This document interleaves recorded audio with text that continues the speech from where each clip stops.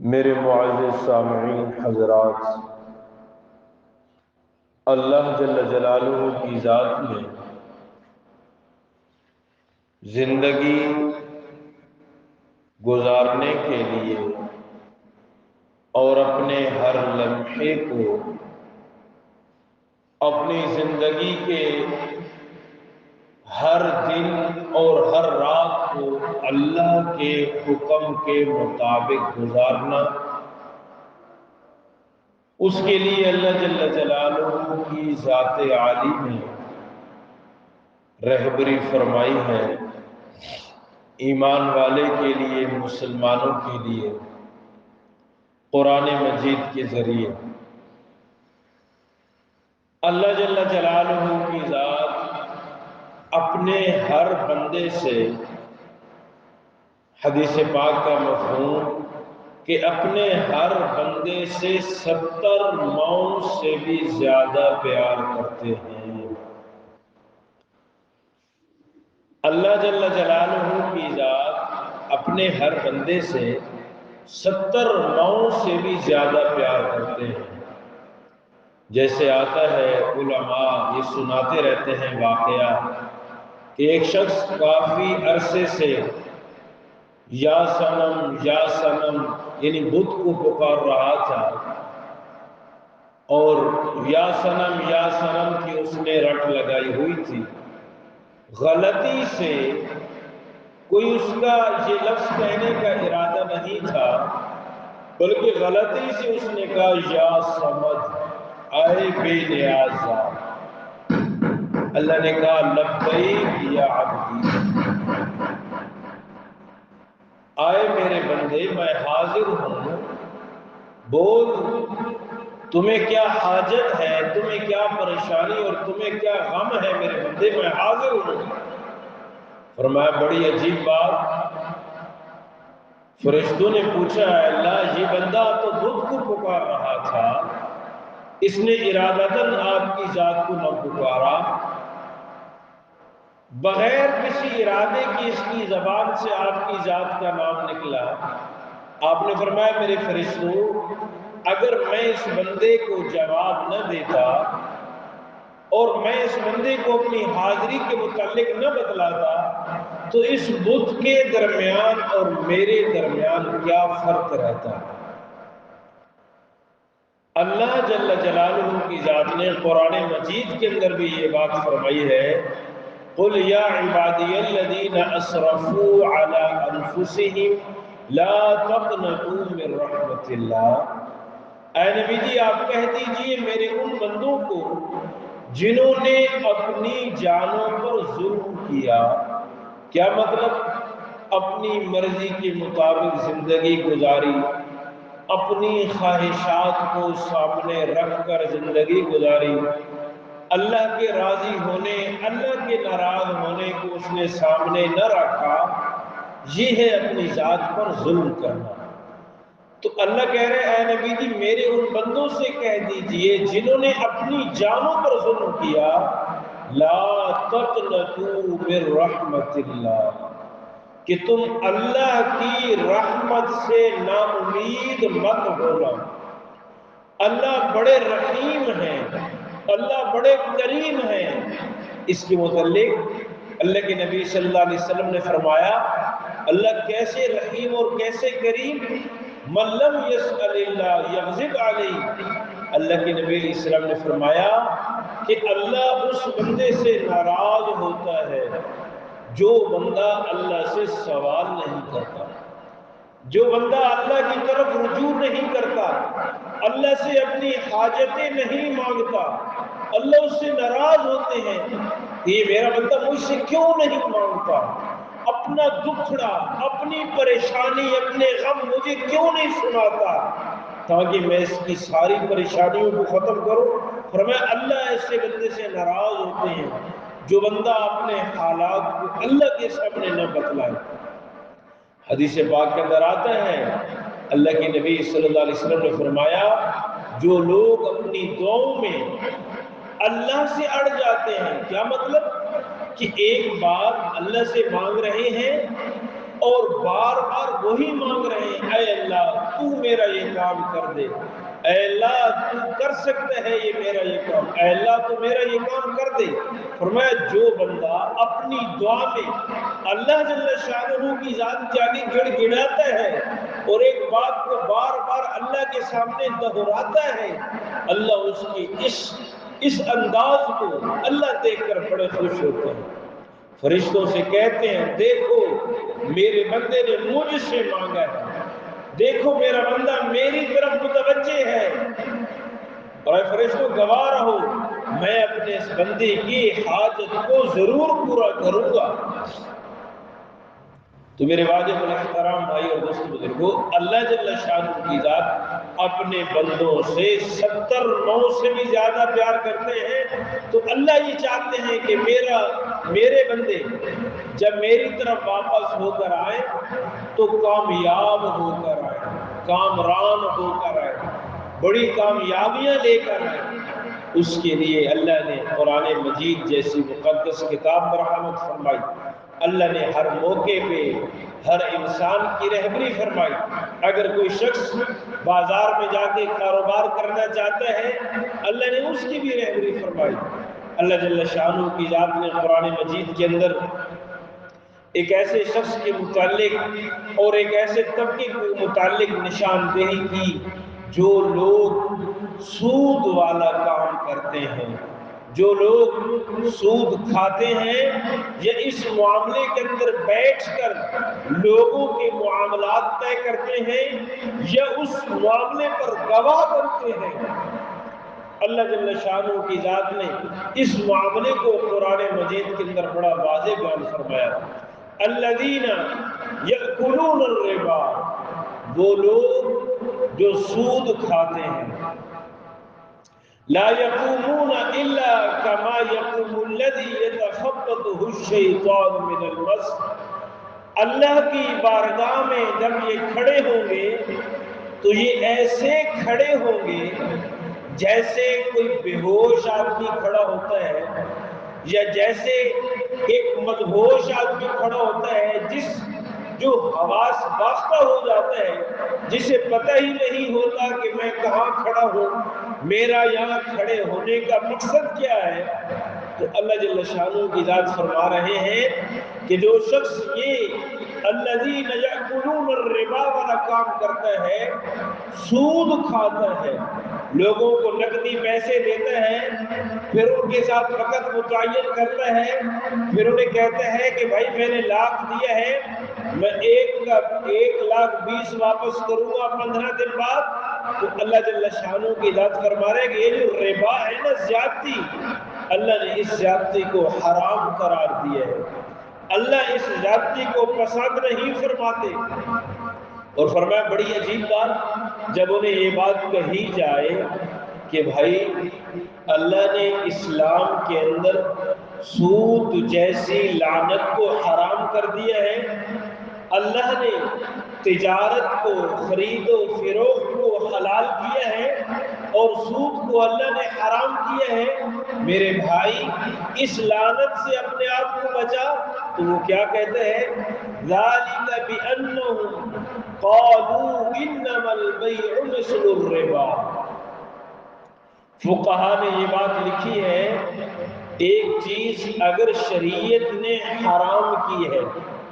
شریعت مطہرہ نے اور قرآن مجید نے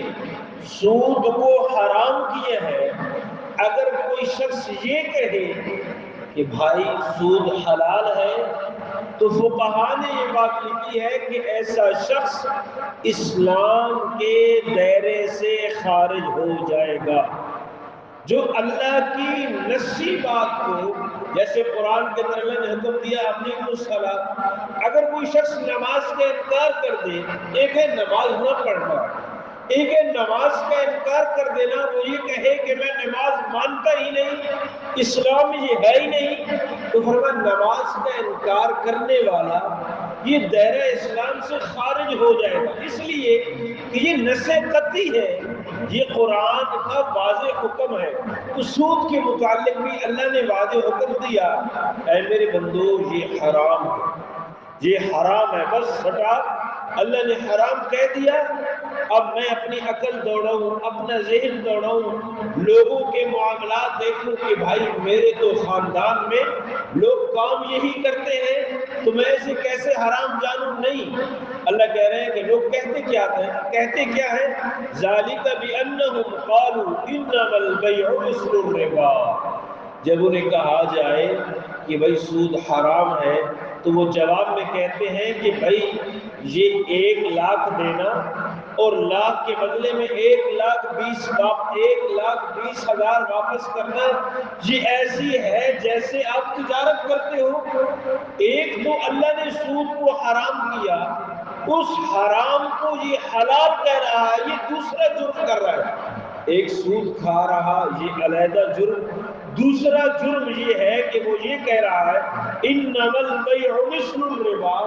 یہ سود بھی ایک تجارت کی طرح ہے۔ تو اللہ کہہ رہا ہے میرے بندو، اے میرے بندو، یہ سود کھانا الگ گناہ، اللہ کی حرام کردہ چیز کو حلال کر دینا یہ الگ گناہ۔ جیسا کہ پہلے سپارے کے اندر اللہ جل شانہ کی ذات نے بنی اسرائیل کے ایک واقعے کو ذکر کیا۔ اللہ نے کہا کہ بنی اسرائیل تم نے ہفتے والے دن اس دریا سے، اس نہر سے مچھلیاں نہیں پکڑنی۔ بنی اسرائیل ان یہودیوں کے لیے ہفتے والا دن عبادت کے لیے مقرر تھا، جیسے میرے اور آپ کے لیے جمعے کا دن مقرر ہے۔ جمعے کے کچھ اوقات اللہ نے قرآن میں واضح حکم دیا، یا ایھا الذین آمنوا اذا نودی للصلاۃ من یوم الجمعہ فاسعوا الی ذکر اللہ وذروا البیع، اے مسلمانوں، اے امت محمدیہ، جمعے والے دن جب تمہیں جمعے کے لیے پکارا جائے تو تم فذروا البیع،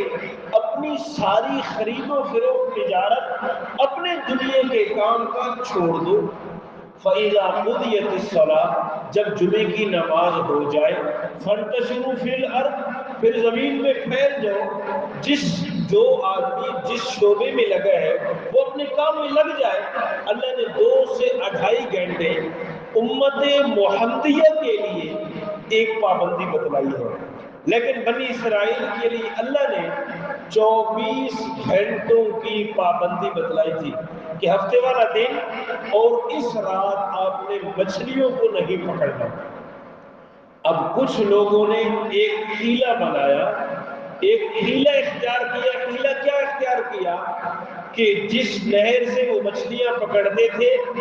اسی نہر سے انہوں نے کچھ نالیاں بنا لی اور آگے تالاب بنا لیے۔ ہفتے والے دن اللہ نے انہیں آزمانے کے لیے مچھلیوں کو زیادہ بھیج دیا۔ جب انہوں نے دیکھا بھئی نہر میں بہت زیادہ مچھلیاں آ گئی، اب اللہ کے اس حکم کو انہوں نے حیلہ بنا کر حلال کیسے کیا کہ انہوں نے وہ تالاب، وہ ندیاں، وہ چھوٹے چھوٹے نالے اس نہر سے ہفتے والے دن کھول دیے۔ ہفتے والے دن وہ اس نہر سے پکڑتے نہیں تھے، لیکن پکڑنے کا ایک حیلہ بنا لیا کہ ہفتے والے دن اسی موقع پر انہی 24 گھنٹے کے دوران اللہ انہیں آزما رہا، مچھلیوں کو زیادہ بھیج رہا، اسی دوران وہ اپنی ندیاں کھول دیتے، تالاب میں مچھلیوں کو جا کے پکڑ لیتے۔ ایک گناہ انہوں نے یہ کیا کہ اللہ کے اس حکم کو توڑا، دوسرا یہ کیا کہ لوگوں کو کہنے لگے لوگوں دیکھو ہم اس نہر سے مچھلیاں نہیں پکڑ رہے، ہم تو تالاب سے مچھلیاں پکڑ رہے۔ فرمایا کہ یہ حیلہ بنایا اور انہوں نے اللہ کے حرام کردہ حکم کو حیلہ بنا کر حلال کر دیا۔ اللہ نے انہیں کیا سزا دی، کیا جزا دی؟ قرآن مجید کے اندر آتا ہے اللہ جل شانہ کی ذات نے ایسے لوگوں کو جنہوں نے اللہ کے اس حکم کو بدلا اور بدل کر وہ اسی اپنے گناہ پر ڈٹے رہے، نبی کی بات کو نہ مانا، اللہ نے کہا کونوا قردۃ خاسئین، اللہ نے کہا کہ تم خنزیر اور بندر بن جاؤ۔ آپ اندازہ لگائیں کہ حضرت محمد صلی اللہ علیہ وسلم کی محرم امت میں ہے، ہمارے کتنے مسلمان بھائی ایسے ہیں جمعے کی نماز اذان ہو جاتی ہے اس کے باوجود اپنے کاموں میں مصروف ہیں، جمعے کی نماز جمعے کا خطبہ ہو رہا ہوتا ہے اس کے باوجود اپنی چوکوں پر اپنی دکانوں پر بیٹھے ہیں۔ یہ اللہ کے نبی علیہ السلام کی برکت سے اللہ نے مجھے اور آپ کو ایسی لعنت سے محفوظ کیا ہے۔ یہ میرے اور آپ کے پیارے نبی حضرت محمد صلی اللہ علیہ وسلم کی ساری برکات ہے۔ تو اللہ نے جب انہیں کونوا قردۃ خاسئین انہیں بندر بنایا تو تفاسیر کے اندر یہ بات لکھی ہے کہ وہ لوگ ایک دوسرے کو دیکھتے تھے اور ایک دوسرے کو دیکھ کر روتے تھے۔ وہ جانتے تھے ان کا عقل اپنی جگہ ٹھیک تھا، وہ ایک دوسرے کو دیکھ کر رو رہے تھے۔ اللہ نے انہیں 3 دن اسی بندر اور خنزیر کی حالت میں اللہ نے انہیں زندہ رکھا۔ 3 دن کے بعد سب پر اللہ نے موت طاری کی جس کی وجہ سے وہ سارے کے سارے مر گئے۔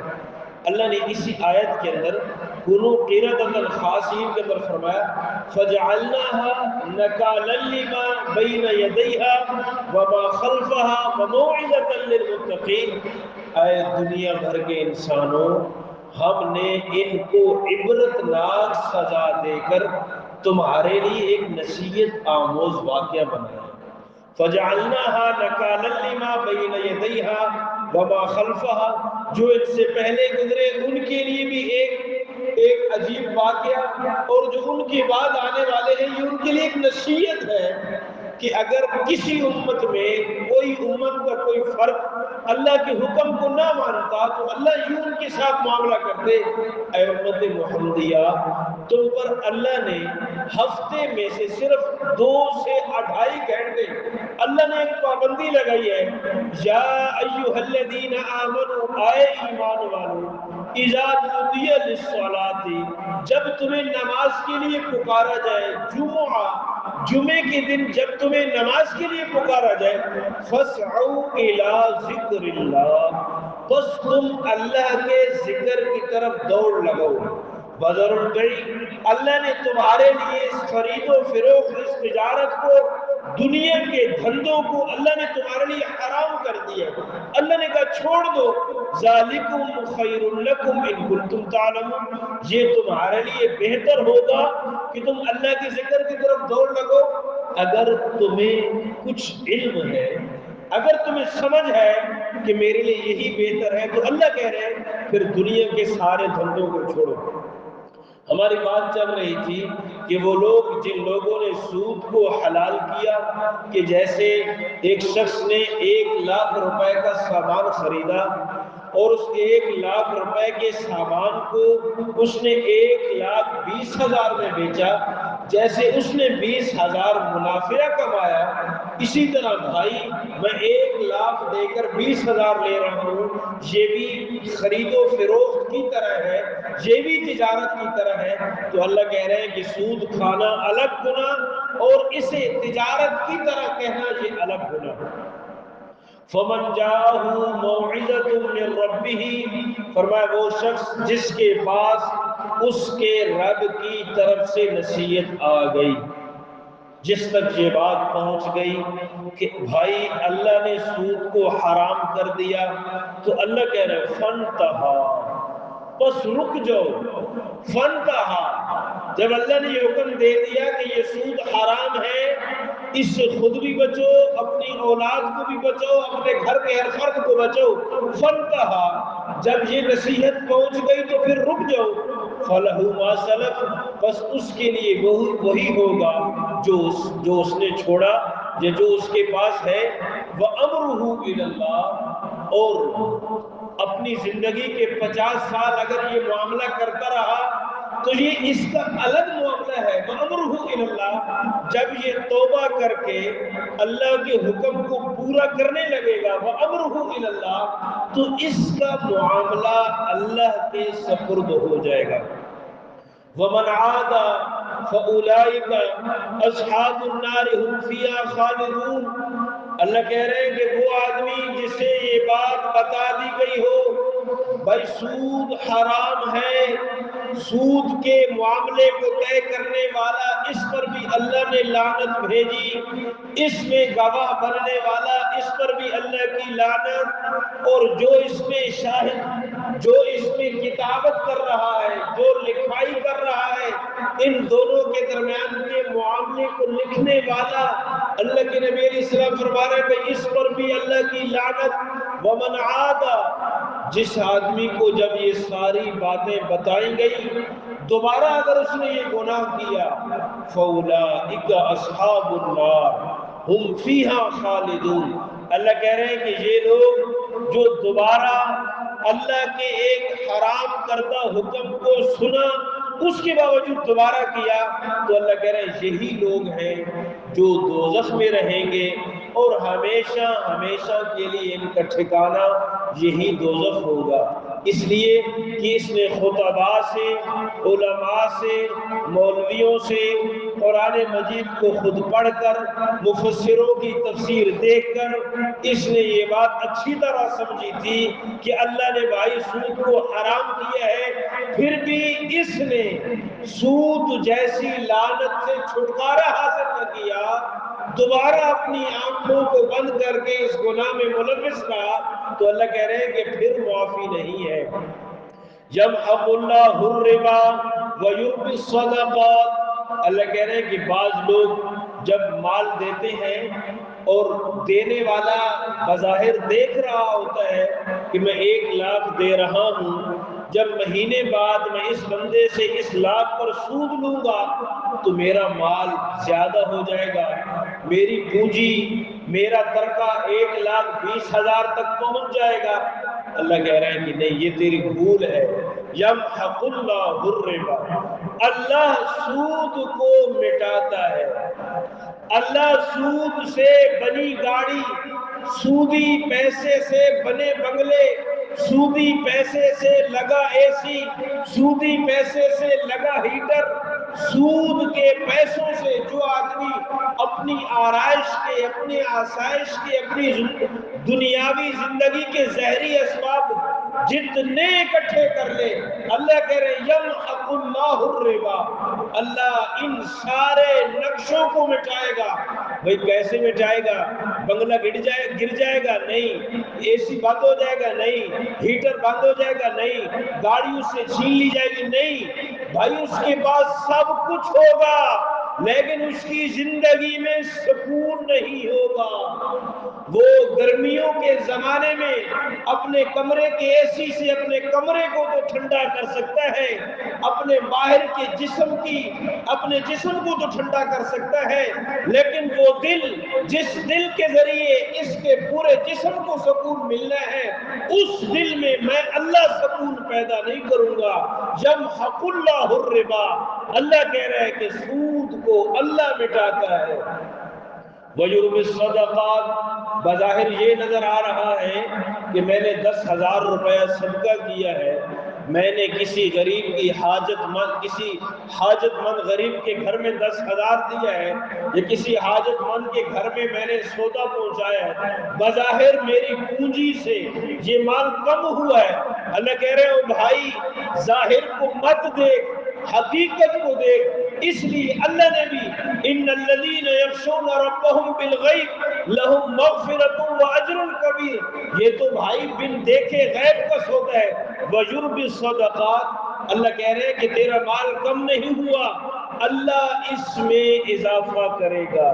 وَيُرْبِي الصَّدَقَاتِ، اللہ اس تیرے صدقے کی وجہ سے تیری پونجی کو اللہ بڑھائے گا۔ انما الصدقات تدفع البلایا،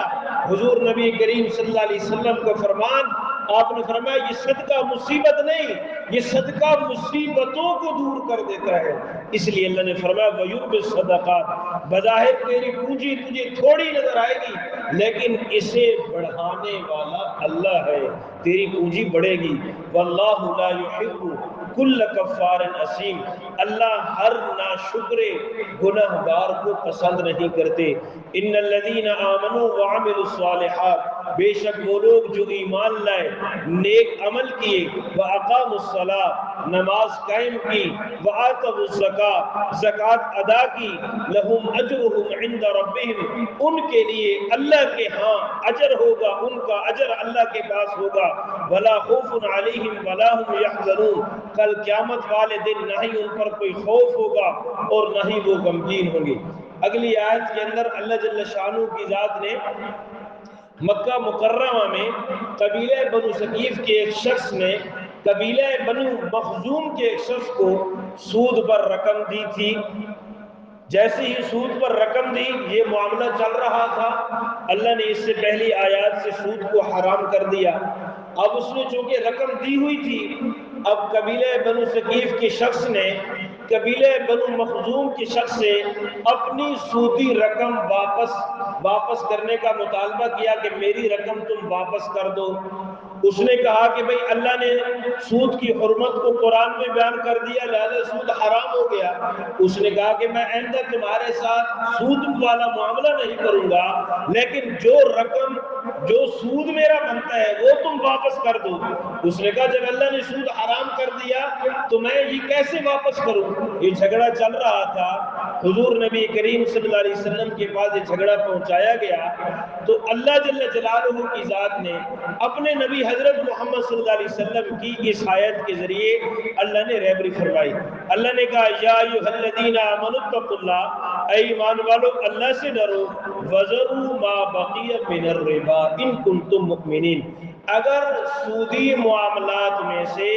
تمہارا کوئی سود یا تمہاری کوئی رقم باقی رہ گئی تھی تو تم اسے وذروا ما بقی من الربا، تم اس رقم کو چھوڑ دو، ان کنتم مؤمنین، اگر تم میں ایمان کی شمع موجود ہے۔ اس صحابی رسول نے جیسی اللہ کی حکم کو سنا